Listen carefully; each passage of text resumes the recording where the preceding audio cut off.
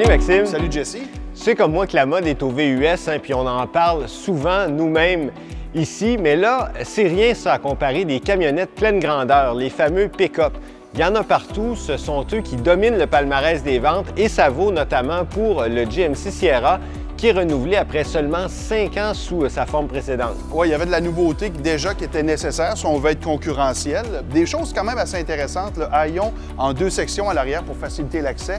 La caisse en fibre de carbone qui s'en vient pour bientôt, de même qu'un moteur 4 cylindres, turbo, essence pour une grosse camionnette comme ça. Ouais, ça c'est rare. Nous, on ne l'a pas essayé, mais bon, il paraît que ça fait le travail. Il faut seulement s'habituer à la sonorité, disons, qui est rare là, pour une camionnette. Nous, ici, on a le plus gros des 6 moteurs offerts. C'est un V8 de 6,2 litres et il est jumelé à une transmission à 10 vitesses. Et tout ça, c'est dans la version AT4, tout-terrain. Un modèle avec toutes les options, ou à peu près, qui se détaille, tenez-vous bien, 78 000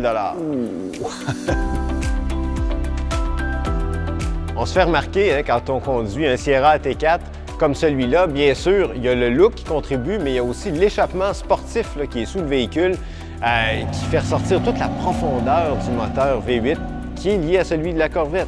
Donc, évidemment, c'est difficile de résister à ça quand on aime un peu les belles mécaniques, même si on sait que c'est complètement contraire donc à l'électrification des transports puis au développement durable. Mais le moteur est vraiment impressionnant, toute une puissance et douceur aussi avec la transmission 10 rapports. On n'a pas de misère à croire qu'on est capable d'aller jusqu'à 12 000 livres pour tirer avec un camion comme ça. Absolument, on est capable de le faire. Moi, j'ai déjà remorqué jusqu'à 7 000 livres grâce à l'efficacité du groupe remorquage. On a des caméras avec des angles multiples là, pour surveiller tout le tour du véhicule. On peut même avoir des capteurs de pression dans les pneus de la remorque et tout ça est lié à l'écran central. Donc c'est impressionnant. Un écran central, soit dit en passant, renouvelé pour cette année, très efficace. Et d'ailleurs, toutes les commandes là, à l'intérieur sont faciles d'accès, très bien faites. Oui, l'habitacle est vraiment bien conçu, très bonne position de conduite, des sièges qui sont nettement supérieurs à ce qu'on pouvait avoir avant et évidemment pour les passagers, énormément d'espace.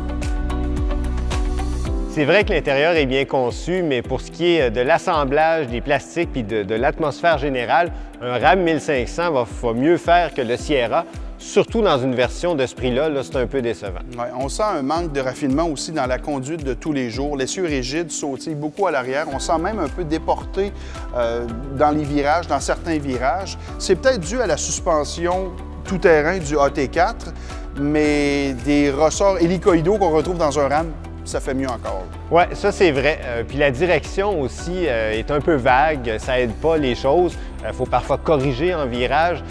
C'est peut-être dû aux pneus, encore une fois, spéciaux, tout-terrain de la version qu'on a avec nous. Mais chose certaine, un Ford F-150 est plus agile que ça. Aussi, pour ce qui est de la consommation, le Ford va mieux faire en conduite quotidienne. C'est peut-être autre chose là, quand on remorque de lourdes charges.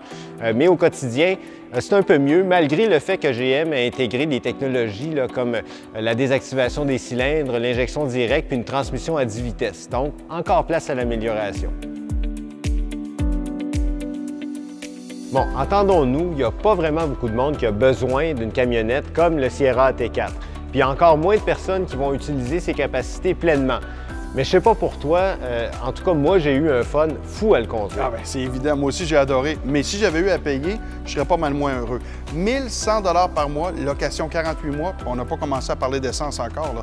Alors ça fait mal. Par contre, il faut dire une chose, c'est que les camions GM sont extrêmement fiables, ils sont durables, sont faciles à réparer. C'est pour ça qu'ils gardent une très bonne valeur de revente. Oui, puis si on veut baisser la facture initiale, il faut résister aux versions haut de gamme ou encore au catalogue des options.